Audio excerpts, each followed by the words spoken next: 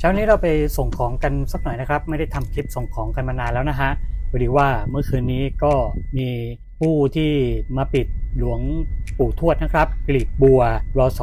200ไป1องค์นะครับก็ท่านนี้เนี่ยอยู่ที่จังหวัดที่เชียงใหม่นะครับอยู่ที่อำเภอหนองจอมพอดีว่า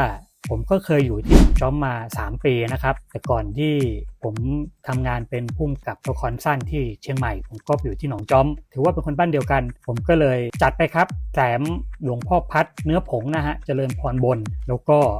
หลวงพ่อสดวัดปากน้ำองค์นี้ออกที่วัดพระธรรมกายนะครับแถมไปให้ด้วยเลยแบบนี้เลยนะครับแล้วก็ไปส่งให้ถึงมือเลยครับยังไงก็ต้องขอบคุณมากๆเลยนะครับที่มาอุดหนุนแล้วก็หวังว่าคงจะชื่นชอบพระเครื่องที่ผมปล่อยแบ่งไปให้นะครับยังไงก็ฝากกดไลค์กดแชร์กดติดตามแล้วก็กลับมาพบกันใหม่ในคลิปหน้านะครับ